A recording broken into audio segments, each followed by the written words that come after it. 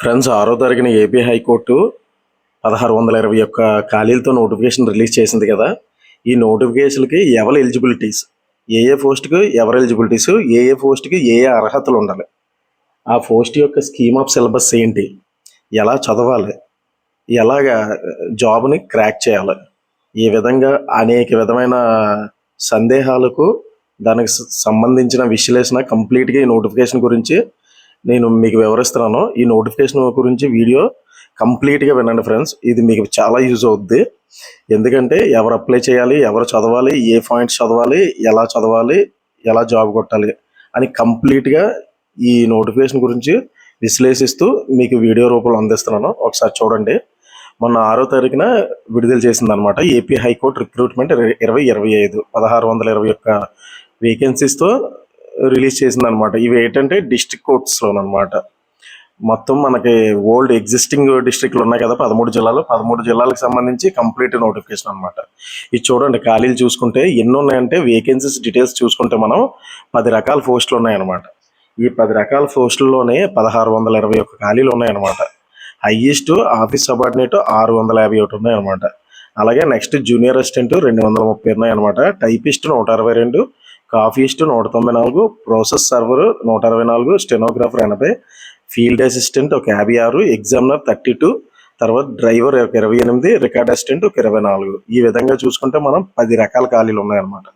ఈ 10 రకాల ఖాళీలు 1621 పోస్టులు అనమాట ఓవరాల్గా. ఇప్పుడు ఇక్కడ చూసుకుందాం ఎలిజిబిలిటీస్ చూసుకుంటే ఇప్పుడు 1600 చాలా మంది అనుకుంటారు 1621 ఖాళీలు ఉన్నాయి కదా, అన్నిటికీ మనం ఎలిజిబుల్ అయినా అంటే డిగ్రీ చేసిన వాళ్ళు అన్నిటికీ ఎలిజిబుల్ అయినా, లేకపోతే స్పెషలైజేషన్ ఉన్న వాళ్ళు అన్నింటికీ ఎలిజిబుల్ అయినా అంటే ఒకసారి క్లియర్గా చూడండి ఫ్రెండ్స్. ఇక్కడ ఏంటంటే వివిధ రకాలు అంటే 10 కేటగిరీలు ఉన్నాయి కదా, 10 కేటగిరీలు ఎలిజిబిలిటీస్ కూడా డిఫరెంట్ అనమాట. అంటే ఇప్పుడు ఆఫీస్ సబార్డినేట్ ఉంది, దీని ఎలిజిబిలిటీస్ చూసుకుందాం మనం. ఆఫీస్ సబార్డినేట్ ఏంటన్నాడంటే 7th క్లాస్ పాస్ అవ్వాలన్నాడు అనమాట. 7th క్లాస్ పాస్ అవ్వాలి, candidates with higher qualification are not eligible అంటున్నాడు అనమాట. అంటే దానికి మించి క్వాలిఫికేషన్ ఎంత ఉన్నా దీనికి ఎలిజిబుల్ కాదట. అలాగా 7th క్లాసు దీనికి క్వాలిఫికేషన్ అనమాట. ఈ పోస్టులు చూడండి, ఇక్కడ 651 పోస్టులు ఉన్నాయి. రెడ్ మార్క్ చేశాను కదా, ఇవన్నీ పోస్టులు అనమాట. ఇవి 651 పోస్టులు ఓన్లీ ఆఫీస్ సబార్డినేట్ ఉన్నాయన్నమాట. అంటే 7th ఎవరైతే పాస్ అయ్యి ఉంటారో వాళ్ళకి చాలా యూజ్ అవుద్ది అనమాట ఇటువంటి పోస్టులు అనేది. ఆ తర్వాత మనం junior assistant and field assistant ఈ రెండు చూసుకుంటే 230 జూనియర్ అసిస్టెంట్లు ఉన్నాయి, ఫీల్డ్ అసిస్టెంట్లు ఒక 56 ఉన్నాయి. దాదాపుగా 286 పోస్టులు ఉన్నాయన్నమాట. దీనికి డిగ్రీ ఎలిజిబిలిటీస్ అనమాట. అంటే డిగ్రీ ఎవరు కంప్లీట్ చేసి ఉంటారో వాళ్ళు దీనికి అప్లై చేసుకోవచ్చు అనమాట. అలాగే టైపిస్ట్ అండ్ కాపీస్ట్ చూడండి, ఈ రెండు కలిపి ఒక 162 టైపిస్ట్ ఉన్నాయి, కాపీస్ట్ ఒక 194 ఉన్నాయి. అంటే రెండు కలిపి దాదాపుగా ఎంత ఉన్నాయి అంటే 296 ప్లస్ 356 పోస్టులు ఉన్నాయి ఫ్రెండ్స్. ఇవి చాలా ఎక్కువ ఉన్నాయి. టైపిస్ట్ దీనికి డిగ్రీ ఉండాలి ప్లస్ టైప్ రైటింగ్ ఉండాలన్నమాట, ఇన్ ఇంగ్లీష్ హయ్యర్ గ్రేడ్ అట. ఈ క్వాలిఫికేషన్ ఉన్న వాళ్ళు ఖచ్చితంగా ఈ పోస్టులు కొట్టే అవకాశం ఎక్కువ ఉందన్నమాట. ఎందుకంటే పోస్టులు కూడా ఎక్కువే ఉన్నాయి బాగా. ఒకే క్వాలిఫికేషన్తోనే 2 రకాల పోస్టులు చూసుకుంటే ఎక్కువ ఉన్నాయన్నమాట. దాంతోడు ఇవి చాలామంది ఎలిజిబిలిటీస్ కూడా చాలా తక్కువ మంది ఉండొచ్చు అనమాట. అందుకే ఈ కేటగిరీస్ ఎవరైతే ఉన్నారో వాళ్ళు కానీ అప్లై చేసుకొని కొద్దిగా ఫోకస్ పెడితే ఖచ్చితంగా ఈ పోస్ట్ కొట్టే అవకాశం ఎక్కువ ఉంటుంది అనమాట.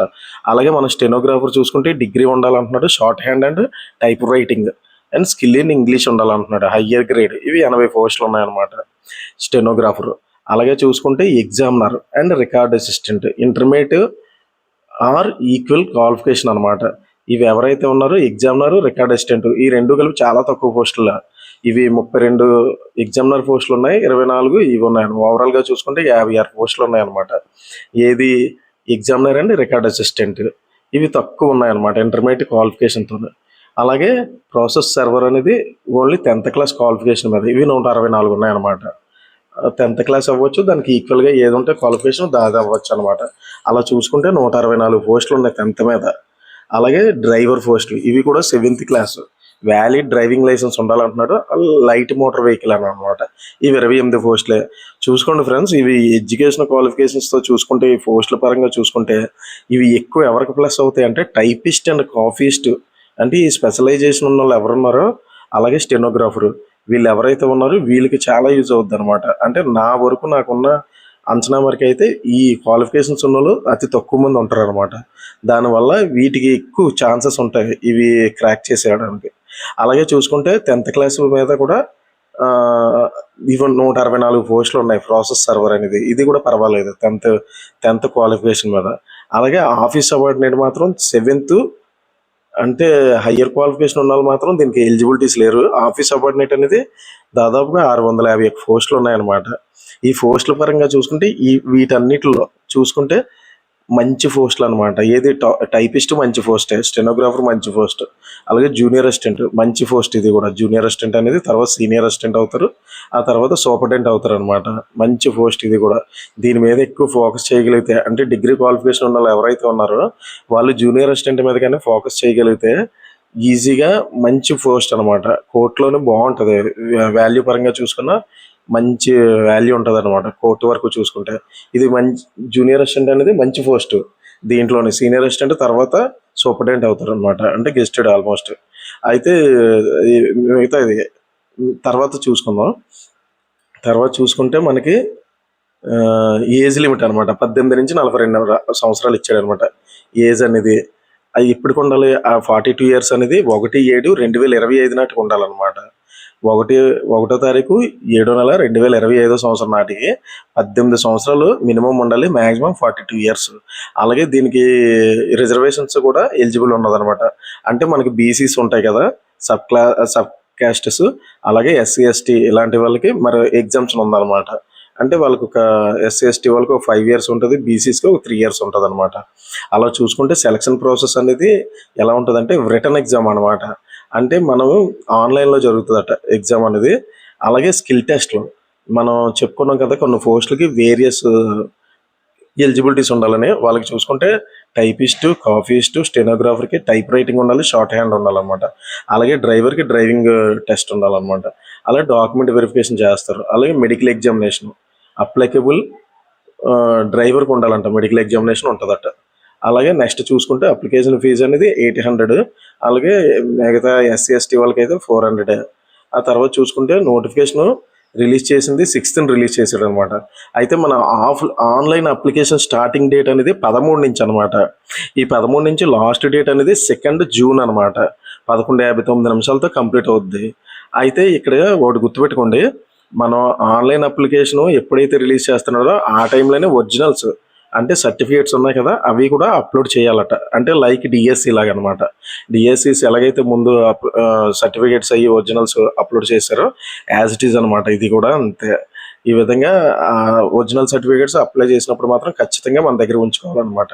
డిగ్రీ ఉంటే డిగ్రీ సంబంధించినవి, బీసీసీ క్వాలిఫికేషన్స్ ఉంటే బీసీసీ సంబంధించినవి, ఇవన్నీ మనం దగ్గర పెట్టుకోవాలన్నమాట అప్లై చేసినప్పుడు అనమాట. ఇప్పుడు కాదు, 13వ తారీఖున. అలానే ఇది చూడండి, నెక్స్ట్ ఏజ్ అయిపోయింది, మనం పోస్ట్ వేకెన్సీస్ ఇవన్నీ చెప్పుకున్నాం. లాస్ట్ స్కీమ్ ఆఫ్ సిలబస్ అనమాట. మనం చూసుకోండి, సిలబస్ పరంగా చూసుకునేటప్పుడు ఈ ఎగ్జామ్కి మెయిన్ ప్లస్ పాయింట్ ఏంటంటే చాలా వరకును ఎక్కువ కష్టపడిన అవసరం లేదు. నిజంగా చెప్పాలంటే 2 సబ్జెక్టులు ఇచ్చాడు. అయితే కొన్ని పోస్టులకి అయితే 3 ఇచ్చాడు అనమాట. అంటే జస్ట్ 80 మార్క్స్ అనమాట. ఈ ఎంపిక కూడా మెరిట్ బట్టే చూస్తాడనమాట. ఇక్కడ చూడండి ఏమి ఇచ్చాడంటే జనరల్ నాలెడ్జ్ ఇచ్చాడు, 40 మార్క్స్ ఇచ్చాడు. అలాగే జనరల్ ఇంగ్లీష్ ఇచ్చాడు అనమాట. అలాగే మెంటల్ ఎబిలిటీ ఇచ్చాడు అనమాట 30 మార్క్స్.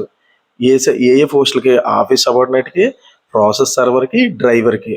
అంటే మనం ఇందాక చూసుకున్నాం కదా 7th క్లాస్ క్వాలిఫికేషన్ వాటికి అనమాట, ఆఫీస్ సబార్డినేట్.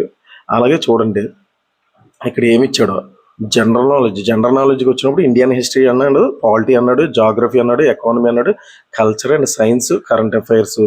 అలాగే జనరల్ ఇంగ్లీష్ చూసుకునేటప్పటికి ఇది చూడండి మొత్తం కంప్లీట్ సిలబస్ ఇచ్చాడు. అలాగే మెంటల్ ఎబిలిటీ చూసుకునేటప్పుడు కోడింగ్ అండ్ డీకోడింగ్ ఇచ్చాడు. అలాగే ఈ జనరల్ ఇంగ్లీష్లో కూడా passages, spelling errors, one word substitutions ఇవన్నీ ఇచ్చాడు. అలాగే మెంటల్ ఎబిలిటీస్కి వచ్చినప్పుడు కోడింగ్ అండ్ డీకోడింగ్, ఆ తర్వాత అర్థమెటిక్ సిరీస్. ఇవి చాలా సింపుల్. నిజంగా చెప్పాలంటే గట్టిగా కష్టపడితే దీనికి 2 months హార్డ్ వర్క్ చేస్తే మాత్రం స్కోప్ ఎక్కువ ఉందన్నమాట. ఇది ఎవరికి 7th క్లాస్ వాళ్ళకి, ఆఫీస్ సబార్డినేట్స్ వాళ్ళకి అనమాట. అలాగే జూనియర్ అసిస్టెంట్ చూడండి, డిగ్రీ క్వాలిఫికేషన్ మీద junior assistant, typist, copyist, field assistant, examiner, వీళ్ళందరికీ చూడండి జస్ట్ రెండే రెండు ఏమిచ్చాడు ఇక్కడ, general English and general knowledge అంటే జీకే.